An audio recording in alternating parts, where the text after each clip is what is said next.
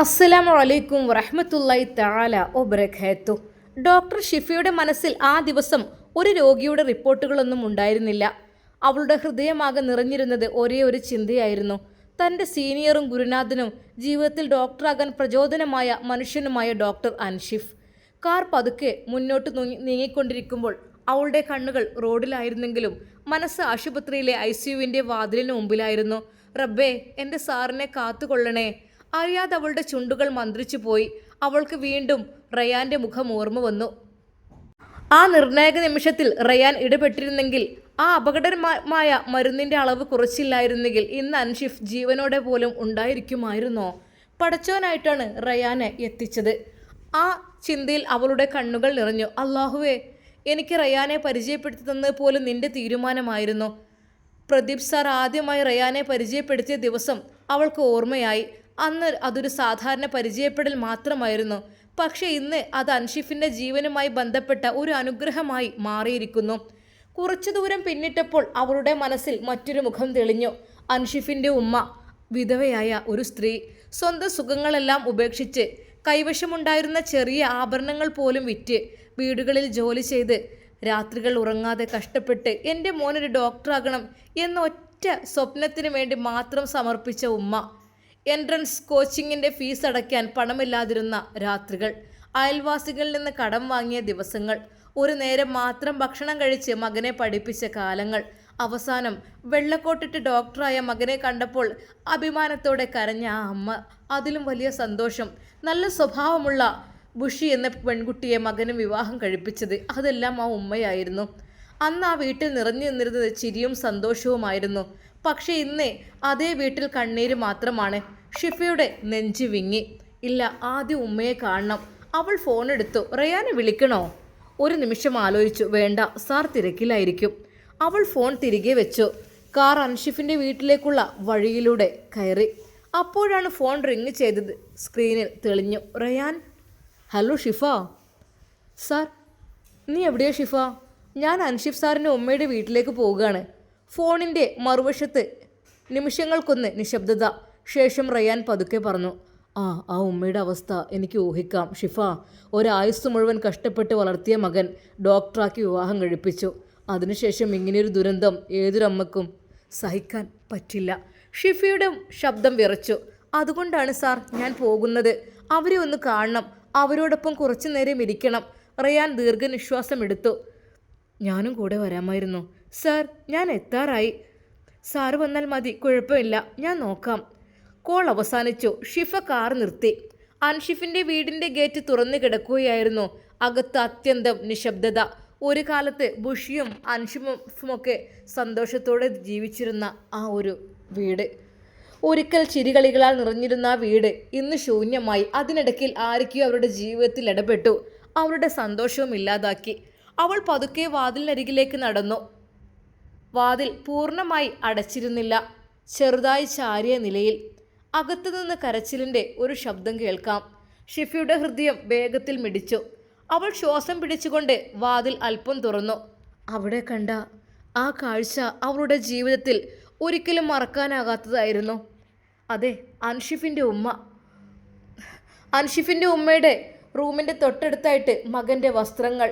അതെ, മരുമകളുടെ ഒരു ഡ്രസ്സ്, അവൾ ഉപയോഗിച്ച സാധനങ്ങൾ, തൻ്റെ മകൻ്റെ ഒരു സ്റ്റെതസ്കോപ്പ്, അതെ, പ്രഷർ നോക്കുന്ന യന്ത്രം, എല്ലാം അവിടെ. അതെല്ലാം കണ്ടപ്പോൾ ഒരു നിമിഷം ഷിഫയുടെ ഹൃദയമിടിച്ചു. അല്ലാ. വെള്ള നിസ്കാരം കുപ്പായം ധരിച്ച് സുജൂദിൽ വീണ് കിടക്കുന്നു. തോളുകൾ വിറക്കുന്നു. കണ്ണുനീർ മുസല്ല മുഴുവൻ നനച്ചിരിക്കുന്നു. ഓരോ കരച്ചിലും ഹൃദയം പിളർക്കുന്ന വേദന. യാ റബ്ബേ, എൻ്റെ മോൻ എനിക്ക് തിരിച്ചു തരണേ അല്ലാ.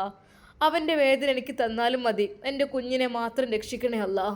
ആ ദുആ കേട്ടപ്പോൾ ഷിഫയ്ക്ക് കണ്ണുനീർ പിടിച്ചു നിർത്താൻ കഴിയില്ല. അവൾ വാതിൽ ചാരി നിന്നു. വാതിലിൽ. ശേഷം നിസ്കാരം പൂർത്തിയാക്കി ഉമ്മ സലാം വീട്ടി തിരിഞ്ഞു നോക്കിയപ്പോൾ വാതിലിനരികിൽ നിൽക്കുന്ന ഷിഫയെ കണ്ടു. ഒരു നിമിഷം അവർ തിരിച്ചറിയാതെ നോക്കി. ആരാ? ശേഷം കണ്ണുകൾ വികസിച്ചു. മോളെ. ഷിഫ ഓടിച്ചെന്നു. ഉമ്മ അവളുടെ കൈകളിൽ പിടിച്ചു. മോളെ, നീ ഞങ്ങളെ മറന്നില്ലല്ലോ അല്ലേ? ഷിഫയുടെ കണ്ണുകൾ നിറഞ്ഞു. ഇല്ല ഉമ്മ, ഞാൻ കല്യാണത്തിന് വന്നിരുന്നു, ഓർമ്മയില്ലേ? അൻഷിഫ് സാറ് എൻ്റെ ഗുരുനാഥനാണ്. എനിക്കെല്ലാം പഠിപ്പിച്ചു തന്നതും എന്നെ ഡോക്ടർ എന്ന പദവിയിലേക്ക് എത്തിച്ചതും അദ്ദേഹമാണ്. ഉമ്മ കരച്ചിലൂടെ തല കുലുക്കി. ഓർമ്മയുണ്ട് മോളെ, എൻ്റെ മോൻ്റെ കല്യാണത്തിന് വന്നിരുന്ന ഡോക്ടർ മോളല്ലേ? മോൻ പറഞ്ഞിരുന്നു പുതിയ ഡോക്ടറായി ഇറങ്ങിയതാണ് ഉമ്മ എന്ന് പറഞ്ഞിട്ട്. അവർ വീണ്ടും കരഞ്ഞു. എൻ്റെ കുട്ടിയുടെ വിധി ഇതായിരുന്നു മോളെ. ഷിഫക്ക് മറുപടി പറയാൻ കഴിഞ്ഞില്ല. ഉമ്മ വീണ്ടും സംസാരിക്കാൻ തുടങ്ങി. എൻ്റെ പൊന്നു മോൻ്റെ ഉപ്പ അവൻ്റെ ചെറുപ്പത്തിലേ മരിച്ചുപോയി. അതിനുശേഷം എൻ്റെ ലോകം മുഴുവൻ അവനായിരുന്നു. വീടുകളിൽ ജോലി ചെയ്ത് പട്ടിണി കിടന്ന്, പക്ഷേ എൻ്റെ പൊന്നു മോനെ പഠിപ്പിക്കുന്നത് ഞാൻ നിർത്തിയില്ല. അവർ ചുമരിൽ തൂങ്ങിക്കിടക്കുന്ന അൻഷിഫിൻ്റെ ബിരുദദാന ചടങ്ങിലെ ചിത്രം കാണിച്ചു. ആ ദിവസം അവൻ ഡോക്ടർ കോട്ടിട്ട് എൻ്റെ അടുത്ത് വന്ന് പറഞ്ഞു, ഉമ്മ ഇനി നമുക്ക് കഷ്ടപ്പെടണ്ട. ആ വാക്ക് കേട്ടപ്പോൾ ഞാൻ കരഞ്ഞു പോയി മോളെ. ഉമ്മയുടെ ശബ്ദം വീണ്ടും മുറിഞ്ഞു. പിന്നെ നല്ലൊരു പെൺകുട്ടിയെ വിവാഹം കഴിപ്പിച്ചു മോളെ. ബുഷി, അതെ, എൻ്റെ പൊന്നു മോളാണോള്. ഒരിക്കൽ പോലും എന്നോട് എതിർവാക്കൊന്നും പറയാത്ത പൊന്നു മോള്. പക്ഷേ ഞങ്ങളുടെ ജീവിതം ആകെ താളം മറിച്ചു മറ്റൊരാൾ. എൻ്റെ കുട്ടി നല്ല രീതിയിൽ തന്നെയായിരുന്നു. എന്ത് ചെയ്യാം, എൻ്റെ കുട്ടിക്ക് ചെറിയൊരു വൈകല്യങ്ങളൊക്കെ ഉണ്ടെങ്കിലും എൻ്റെ മോൻ നല്ലതായിരുന്നു. അവൾ ഞാൻ സ്വന്തം മകളെ പോലെ സ്നേഹിച്ചു. ഷിഫു മിണ്ടാതെ കേട്ടു നിന്നു. ഇപ്പോൾ നോക്ക് മോളെ, എൻ്റെ മോൻ മരണത്തോട് മല്ലിടുകയാണ്. ആശുപത്രിയിലേക്ക് പോകാൻ എനിക്ക് ആവുന്നില്ല. ICUവിൽ കയറാൻ അനുവദിക്കുന്നില്ല. എത്രയെന്ന് വിചാരിച്ച് പുറത്ത് നിൽക്കും? ദൂരെ ഇരുന്ന് അവരെക്കുറിച്ച് ചോദിച്ച് കരയാൻ മാത്രമാണ് എനിക്ക് കഴിയുന്നത്. ഉമ്മ ഷിഫിയുടെ കൈകൾ രണ്ടും മുറുകെ പിടിച്ചു. മോളെ, നീ പഠിച്ചവളല്ലേ, അള്ളാഹുവിനോട് ദുആ ചെയ്യണേ. എൻ്റെ മോനെ കൊണ്ടുപോകണമെങ്കിൽ എന്നെയും കൂടെ കൂട്ടാൻ പറയണേ. എൻ്റെ മോനില്ലാതെ ഈ ലോകത്ത് ഞാൻ എങ്ങനെ ജീവിക്കും മോളെ? ആ വാക്കുകൾ കേട്ട ഷിഫ നിയന്ത്രണം വിട്ട് കരഞ്ഞു. ഉമ്മ അവളെ നെഞ്ചോട് ചേർത്ത് പിടിച്ചു. ഉമ്മ അങ്ങനെ പറയരുത്. അൻഷിഫ് സാറ് തിരിച്ചു വരും. നമുക്ക് പ്രതീക്ഷ കൈവിടാൻ പാടില്ല. അള്ളാഹുവിൻ്റെ കരുണക്ക് അതിരില്ല. ഉമ്മ കണ്ണുനീർ തുടച്ചു. മോളെ, എനിക്ക് എൻ്റെ കുഞ്ഞിനെ ഒരിക്കൽ കൂടി കാണണം. അവൻ്റെ നെറ്റിയിലൊരു ഉമ്മ കൊടുക്കണം. ഉമ്മ വന്നിട്ടുണ്ട് എന്നൊന്ന് പറയണം എൻ്റെ കുട്ടിനോട്. അത്രമാത്രം. അപ്പോൾ പുറത്തു നിന്ന് ഒരു കാറിൻ്റെ ശബ്ദം കേട്ടു. ഷിഫയും ഉമ്മയും ഒരേ സമയം വാതിലിലേക്ക് നോക്കി. ഗേറ്റിലൂടെ പതുക്കെ അകത്തേക്ക് കയറി വരുന്നത് റയാൻ്റെ കാറായിരുന്നു. ആ നിമിഷം മുതൽ ആ വീട്ടിൽ നടക്കാനിരുന്നത് അവിടുത്തെ ജീവിതത്തെ എന്നേക്കുമായി മാറ്റിമറിക്കുന്ന സംഭവങ്ങളുടെ തുടക്കമായിരുന്നു. റയാൻ്റെ കാർ അൻഷിഫിൻ്റെ വീടുമുറ്റത്ത് പതുക്കെ വന്നു നിന്നു. കാറിൽ നിന്ന് ഇറങ്ങുന്നതിന് മുമ്പ് ഒരു നിമിഷം അവൻ കണ്ണുകൾ അടച്ചു. യാ അല്ലാ, പഠിച്ചോനെ, എത്രമാത്രം സന്തോഷത്തോടുകൂടി കഴിഞ്ഞ ഫാമിലി ആയിരിക്കും. ഈ ഉമ്മക്ക് ക്ഷമയും സഹനവും നൽകണേ. അൻഷിഫ് സാറിന് ഷിഫ നൽകണേ അല്ലാ. ചെറിയൊരു ദുആക്ക് ശേഷം അവൻ വീട്ടിലേക്ക് കടന്നു. വാതിൽക്കലെത്തിയപ്പോൾ അകത്തു നിന്ന് കേട്ടത് ഉമ്മയുടെ ഒരു പൊട്ടിക്കരച്ചിലായിരുന്നു. റയാൻ പതുക്കെ അകത്തേക്ക് കടന്നു. ഷിഫ ഉമ്മയെ ചേർത്ത് പിടിച്ച് ആശ്വസിപ്പിക്കുകയായിരുന്നു. റയാനെ കണ്ടപ്പോൾ ഷിഫയുടെ കണ്ണുകൾ വീണ്ടും നിറഞ്ഞു. സാർ. ഉമ്മ പതുക്കെ മുഖമുയർത്തി നോക്കി. ഷിഫ പറഞ്ഞു, ഉമ്മ, ഇതാണ് ഡോക്ടർ റയാൻ, അൻഷിഫ് സാറിൻ്റെ ചികിത്സയിൽ കൂടെ ഉണ്ടായിരുന്ന ഡോക്ടർ. അത് കേട്ടതും ഉമ്മ എഴുന്നേറ്റ് റയാൻ്റെ അടുത്തേക്ക് നടന്നു. മോനെ, വിറയുന്ന കൈകളാൽ അവർ റയാൻ്റെ അരികിൽ ചെന്നു.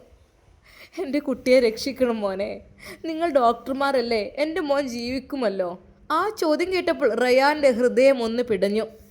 അതെ, റയാൻ നല്ല ബിരുദാനന്ദ ഡോക്ടറാണ്. പ്രായമധികം ഇല്ലെങ്കിലും വളരെയധികം ചെറുപ്പത്തിൽ തന്നെ എല്ലാ ബിരുദവും ഒരുമിച്ച് നേടിയെടുത്ത ഡോക്ടർ. പക്ഷേ ആ നിമിഷം ആ ഡോക്ടറുടെ മറുപടി മതിയാകുമായിരുന്നില്ല. അതൊരു ഉമ്മയുടെ ഹൃദയമായിരുന്നു ചോദിച്ചത്. റയാൻ സാവധാനം പറഞ്ഞു, ഉമ്മ, നിങ്ങളെല്ലാവരും അൻഷിഫ് സാറിന് വേണ്ടി പരമാവധി ശ്രമിക്കുന്നുണ്ട്.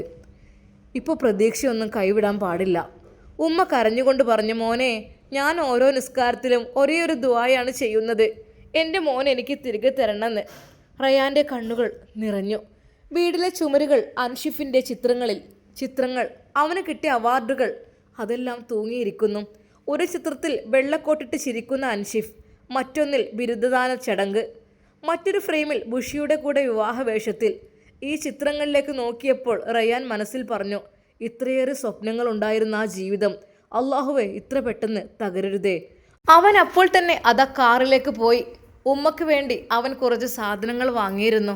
അതെ, ഉമ്മക്ക് കഴിക്കുവാനുള്ള കുറച്ച് ഫ്രൂട്ട്സും ഡ്രൈ ഫ്രൂട്ട്സും വെജിറ്റബിൾസ്, അങ്ങനെ ഒരു ഉമ്മക്ക് കഴിക്കുവാൻ എന്തൊക്കെ വേണം അതെല്ലാം വാങ്ങിയിരുന്നു. ഉമ്മ, നിങ്ങൾ ഭക്ഷണം എന്തെങ്കിലും കഴിച്ചോ? മോനെ, കഞ്ഞി വെക്കും, അതെന്നെ കുടിക്കാൻ കഴിയൂല. എൻ്റെ കുട്ടിയില്ലാതെ എന്ത് ഭക്ഷണം എനിക്കൊന്നും വേണ്ട മോനെ. ഉമ്മ ഇത് കഴിക്ക് എന്ന് പറഞ്ഞ് അവൻ തന്നെ അതാ ഫ്രൂട്ട്സ് എടുത്ത് പൊളിച്ച് ആ ഉമ്മക്ക് പ്ലേറ്റിലിട്ട് കൊടുക്കുന്നു. അത് സ്വന്തം മകൻ ചെയ്യുന്ന പോലെ. ഉമ്മ ഇത് കുടിക്ക് എന്ന് പറഞ്ഞിട്ട് അവർക്ക് അതുമായി ഒരു ജ്യൂസും ഉണ്ടാക്കി കൊടുത്തു. മോനെ ഇതൊക്കെ എങ്ങനെ എനിക്ക് കുടിക്കാൻ കഴിയുക? എൻ്റെ മോനുണ്ടായിരുന്നെങ്കിൽ ഉമ്മ നമുക്ക് ഉമ്മയെ കാണാം, നമുക്ക് മകനെ കാണാൻ പോകാം. ഉമ്മ വിഷമിക്കില്ലേ? മോനെ ഒരു വട്ടങ്ങൾ എനിക്ക് എൻ്റെ കുട്ടിനെ ഒന്ന് കാണിച്ചു തരുമോ?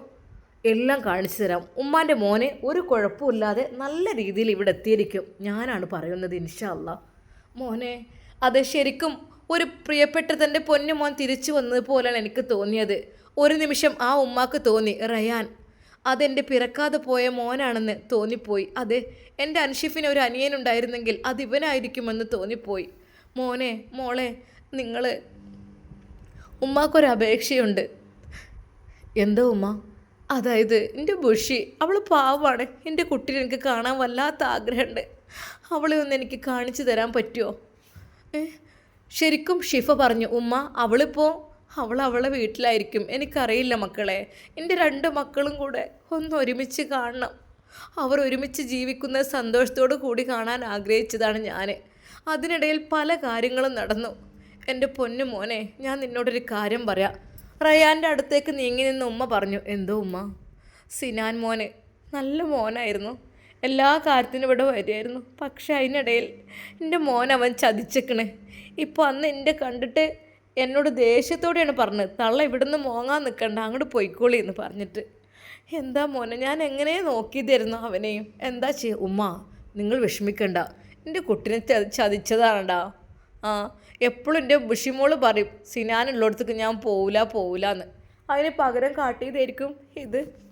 എന്നാൽ എൻ്റെ മക്കൾ ഒരുമിച്ച് കഴിഞ്ഞാൽ മതി, അതുള്ളൂ എൻ്റെ ആഗ്രഹം. ഉമ്മ അതൊക്കെ നമുക്ക് ഇൻഷാ അല്ലാ റെഡിയാക്കാം. പഠിച്ചോനല്ലേ വലുത്. ആ ഉമ്മയെ അവർ സന്തോഷിപ്പിച്ചു. ഉമ്മ എൻ്റെ വീട്ടിലേക്ക് വരുന്നോ? എൻ്റെ ഫ്ലാറ്റിൽ ഞാൻ ഒറ്റക്കാണ്. പിന്നെ എൻ്റെ വീടങ്ങ് എറണാകുളത്താണ്. അപ്പോൾ ഞാനിവിടെ ഹോസ്പിറ്റലിൽ ജോയിൻ ആയപ്പോഴേ ഇവിടെ റൂമെടുത്ത് നിൽക്കുകയാണ്. എന്തോ ഉമ്മ എൻ്റെ അടുത്തേക്ക് വരുന്നോ? ഞാൻ ഡ്യൂട്ടി കഴിഞ്ഞ് ഉമ്മാനെ സംരക്ഷിച്ചോളാം. എന്താ മോളെ? അതൊന്നും വേണ്ട. മോളുടെ വാക്കുണ്ടല്ലോ, അത് മതി. മോളെ എനിക്ക് എൻ്റെ ബുഷിയാണ് മോളെ കാണാൻ ആഗ്രഹമുള്ളത്. ഉമ്മ നമുക്ക് എന്തെങ്കിലുമൊക്കെ വഴിയുണ്ടാക്കാം കേട്ടോ. എന്നാൽ റയാൻ പറഞ്ഞു. ഉമ്മ ഞങ്ങൾ എന്തെങ്കിലും ഇൻഷാ അല്ലാ അൻഷിഫിൻ്റെ കാര്യത്തിൽ ഉമ്മ വിഷമിക്കണ്ട. ഇൻഷാ അല്ലാ അവൻ്റെ ട്രീറ്റ്മെൻറ്റും കാര്യങ്ങളൊക്കെ ഞാൻ ഏറ്റെടുത്തോളാം കേട്ടോ. ഉമ്മ ഒന്നും കൊണ്ട് വിഷമിക്കണ്ട. പെട്ടെന്ന് ഉമ്മ അതാ റയാൻ്റെ കാൽക്കൽ വീഴാൻ നിൽക്കുന്നു. മോനെ എൻ്റെ കുട്ടി. ഉമ്മ എന്താ നിങ്ങൾ ചെയ്യുന്നത്? അപ്പോഴേക്കും ഷിഫ അവരെ പിടിച്ചെഴുന്നേൽപ്പിച്ചു. പൊന്നു മോനെ, എൻ്റെ മോനെ നീ. ഉമ്മ നിങ്ങളൊന്നും വിചാരിക്കണ്ട, ഒന്നുകൊണ്ട് വിഷമിക്കണ്ട. റയാനും ഷിഫയും ഉമ്മയെ സമാധാനിപ്പിച്ചു. അതെ, ബുഷിയുടെ വീട്ടിലേക്കൊന്ന് പോകണം, ബുഷിയുടെ വിവരങ്ങളെല്ലാം ഒന്ന് അറിയണം. അതിനു വേണ്ടിയിട്ട് ഷിഫ ചില തീരുമാനങ്ങൾ എടുത്തു. ഉമ്മ ഞങ്ങൾ ബുഷിയുടെ വീട് വരെ ഒന്ന് പോയി വരാം. റയാൻ നീ വരുന്നുണ്ടോ? ഷിഫ നീ പോയിക്കോ, കാരണം എനിക്ക് അത് പരിചയമില്ല, അതുകൊണ്ട് ഓക്കെ. അങ്ങനെ അതാ ഷിഫ നേരെ ബുഷിയുടെ വീട് ലക്ഷ്യമാക്കി പോകുന്നു. ഉമ്മയോട് യാത്ര പറഞ്ഞ് റയാൻ നേരെ ഹോസ്പിറ്റലിലേക്കും. അതെ, ബുഷിയെ കാണാൻ പോയാൽ ബുഷി എന്തൊക്കെ പറയും ഷിഫയോട്? നമുക്ക് കാത്തിരുന്ന് കാണാം. അതെ, ബുഷിക്ക് പ്രിയപ്പെട്ട പുതുമാരനെ തിരിച്ചു കിട്ടുമോ? അതിനുവേണ്ടി ഷിഫയുടെ സഹായം ചെയ്യാൻ അവൾക്ക് കഴിയുമോ? നമുക്ക് കാത്തിരുന്ന് കാണാം. അതുവരേക്കും എല്ലാവർക്കും അസ്സലാമു അലൈക്കും വറഹ്മത്തുള്ളാഹി തആല വബറകാതുഹു.